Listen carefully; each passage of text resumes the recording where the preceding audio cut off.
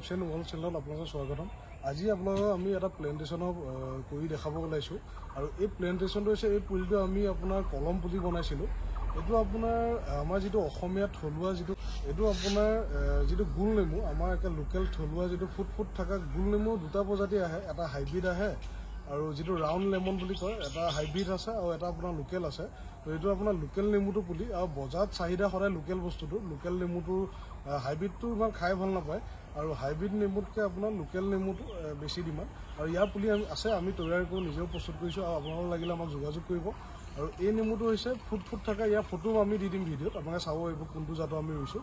আৰু আপোনাৰ ফুট থকা যিটো একে ৰাউণ্ড লেমন লোকেল, যিটো লোকেল ব্ৰিড দেশী ব্ৰিডটো, আৰু ইয়াৰ ডিমাণ্ড বেছি, আপোনালোকে ইয়াৰ খেতি কৰিব পাৰে। আৰু কিদৰে প্লেণ্টেশ্যন কৰোঁ, প্লেণ্টেশ্যনৰ আজি এটা সৰু প্ৰচেছ দেখাই দিছোঁ। আমি এইদৰে প্লেণ্টেশ্যন কৰিব ওলাইছোঁ আমাৰ নাৰ্চাৰীত, আৰু আপোনালোকে চাওক। আৰু আহক কি সাৰ লৈছোঁ প্ৰথম দেখাই দিওঁ। এইখিনি দেখা পাইছে আপোনাৰ ছাগলী লাট আমি শুকুৱাই পেলাই ভাঙি পেলাই গুড়ি কৰিছোঁ। এইবিলাক দেখিছে গুটি ছাগলীৰ লাট, এইটো ইউজ কৰা হয়। লগতে এয়া চাওক আপোনাৰ এইখিনি গোবৰ, শুকান গোবৰ, খেৰ পচা এনেকৈ থাকে গোবৰ। আৰু লগতে আপোনাৰ আহিল এইখিনি হ'ল আপোনাৰ ভাৰ্মি কম্প'ষ্ট, কেঁচু সাৰ। এতিয়া কিদৰে কিমান কেজি দি আমি গাঁতত প্লেণ্টেশ্যন কৰিম আপোনালোকক দেখাম। সম্পূৰ্ণ ভিডিঅ'টো আপোনালোকে আমাৰ লগত সহযোগ কৰি লাষ্টলৈকে চাব। ধন্যবাদ। আৰু ভিডিঅ'বিলাক শ্বেয়াৰ কৰিব, লাইক কৰিব, ছাবস্ক্ৰাইব কৰিব, আৰু যাতে সকলো ৰাইজলৈ আমাৰ ভিডিঅ'বিলাক পাইগৈ। ধন্যবাদ। আপোনালোকে গাঁতটো কিমান দ কৰিব লাগিব, বহল কৰিব লাগিব আমি কৈ দিছোঁ যে 1.5 ফুট দ হ'ব লাগিব আৰু 1.5 ফুট বহল হ'ব লাগিব। আপোনালোকে চাই লওক, গাঁতটো দেখাই দিয়া। গাঁতটো আমি 1.5 ফুট দ কৰিছোঁ আৰু 1.5 ফুট বহল কৰিছোঁ। আৰু দটো আছে আপোনাৰ 1.5 ফুট দ, আৰু বহলটো ঘূৰণীয়াটো আছে 1.5 ফুট। আৰু ইমানটো দ কৰি, আৰু ইয়াত যিখিনি মাটি উঠিছে এই মাটিখিনিত আমি এই সাৰটো, ভাৰ্মি কম্প'ষ্টটো, লগতে গোবৰটো আৰু এই ছাগলী লাট গোটেইখিনি আমি মাটিখিনিৰ লগত মিক্স কৰি লৈ আমি ইয়াত দি দিম। দিয়াৰ পাছত যেতিয়া ইমানটো লেভেলত আহি যাব, যেতিয়া আহি যায় তাৰপাছত পুলিটো আমি ইয়াৰ মধ্য লগাই দিম। আপোনালোকে সম্পূৰ্ণ ভিডিঅ'টো লাষ্টলৈকে চাওক, তেতিয়া দেখি যাব যে আমি কিদৰে কৰোঁ। আৰু পুলিটো আপুনি ক'ত ৰুব, একেবাৰে তলতে ৰুব নে একেবাৰে ওপৰত ৰুব, সেইখিনিও আমি এতিয়া ভিডিঅ'টোত দেখাই দিম, আপোনালোকে লাষ্টলৈকে চাব। আৰু তলত যেতিয়া ঢিলা পায়, ফুৰফুৰীয়া পায়, তেতিয়া তললৈ গুচি যায় ধুনীয়াকৈ। আৰু যদি তলত ৰুই দিয়ে তেতিয়া একেবাৰে তলতটো সদায় টাইট হয়, কাৰণ আমি 1.5 ফুট জেগা এটাহে খান্দি ওলাইছোঁ, সেইখিনি আপোনাৰ নৰম হয়, কাৰণ নৰম পালেহে শিপাটোৱে সোনকালে যাবগৈ। সেইকাৰণে আমি সদায় 1.5 ফুট দ, 1.5 ফুট বহল গাঁত খান্দিব দিওঁ। আৰু সম্পূৰ্ণ ভিডিঅ'টো আপোনালোকে লাষ্টলৈকে চাওক। গাঁতটো খান্দি লোৱা হ'ল, 1.5 ফুট বহল গাঁত এটা খান্দি লোৱা হ'ল। আৰু গাঁতটো খান্দাৰ পাছত আমি যিখিনি মাটি উঠি আহিল তাত আমি গোবৰ 5 কেজি লৈছোঁ। আৰু কাৰণ এইজোপা হৈছে পাৰ্মিনেণ্ট গছ, পাৰ্মিনেণ্ট যেতিয়া ইয়াৰ তলতে সাৰটো বেছিকৈ আমি দিবই লাগিব, কাৰণ পাছত আমি আকৌ ৰিং ছিষ্টেমত দিব লাগিব। তো সেইকাৰণে আমি দিব লাগিব সাৰটো। 5 কেজি গোবৰ ল'লোঁ, আৰু আমি 5 কেজি কেঁচু সাৰ ল'লোঁ, আৰু 5 কেজি আপোনাৰ ছাগলী গোবৰ ল'লোঁ। এই এটা পৰিমাণত আমি লৈ ল'লোঁ প্ৰায়, কাৰণ ফলাহাৰ গছ, ফল দিব, প্ৰডাকশ্যন লাগিব, তো সেইকাৰণে পৰিমাণটো অলপ বেছি দিয়া হৈছে।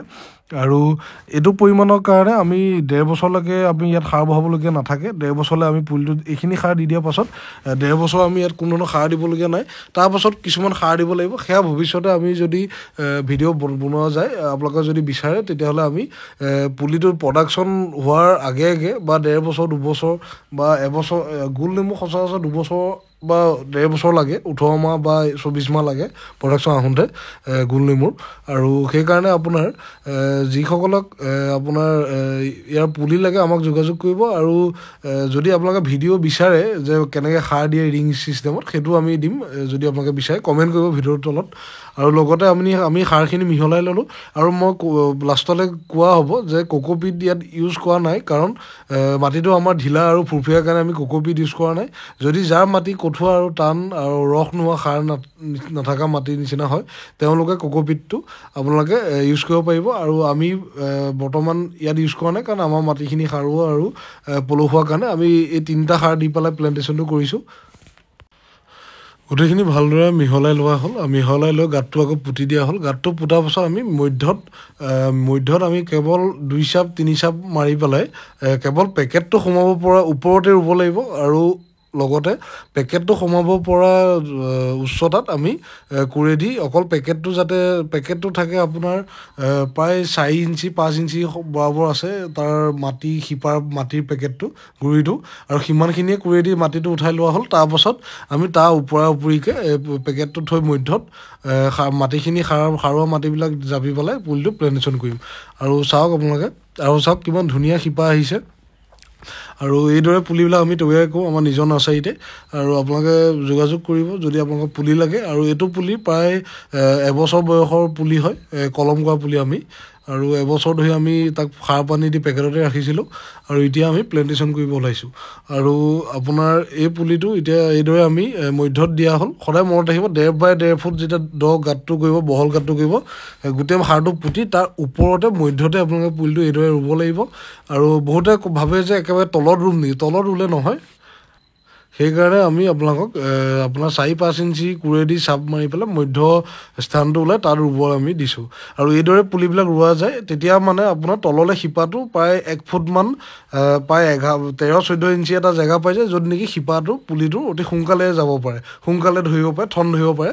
আৰু যদি আপোনালোকক এই পুলিটো এমাহৰ পাছত ভিডিঅ' লাগে বা 1.5 মাহৰ পাছত ভিডিঅ' লাগে আমাক মেছেজ কৰিব, কমেণ্ট কৰিব, আমি নিশ্চয় আপোনালোকক দিম। আপোনালোকে গম পাব আমাৰ প্লেণ্টেশ্যনৰ সাৰৰ কিমান গুণাগুণ আছে জৈৱিক।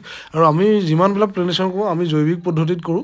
আমি জৈৱিক সাৰ ব্যৱহাৰ কৰি আমাৰ নিজৰে ফাৰ্মৰ গাই গোবৰ আৰু ছাগলীৰ লাদ এইবিলাকে প্ৰায় ইউজ কৰোঁ। আৰু কেঁচু সাৰো আমি নিজে বনাওঁ গোবৰৰ পৰা। তো সেইদৰে আমি ব্যৱহাৰ কৰোঁ। আমি আমাৰ নাৰ্চাৰীখনো বহুত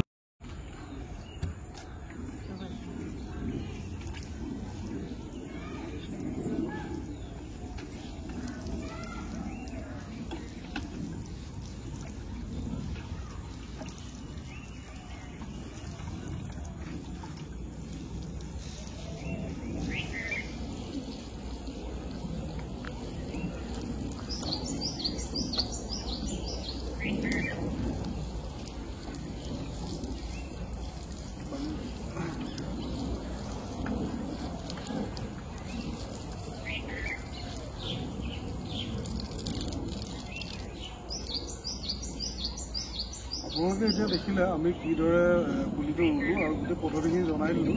লগতে আপোনাৰ এতিয়া পানী দিয়াটো দেখিলে, পানী এইদৰে দিলোঁ।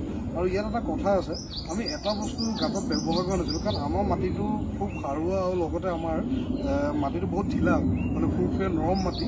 সেইকাৰণে আমি ইয়াত কোকোপিটটো সাৰ হিচাপে দিয়া নাছিলোঁ।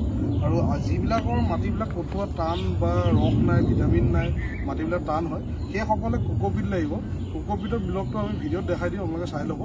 কোকোপিটৰ ব্লগবিলাক আমাৰ তাতো আছে, লাগিলে আমিও পঠিয়াই থাকোঁ। আৰু লগতে আপোনাৰ কেঁচু সাৰ যেনেকুৱা ধৰণৰ বস্তু লাগে পাব, ভিটামিন আপোনাৰ লগতে সাৰ, কেঁচু সাৰ যি বিচাৰে আপোনালোকে সকলো বস্তু আমাৰ তাত আমাৰ নাৰ্চাৰীত আছে।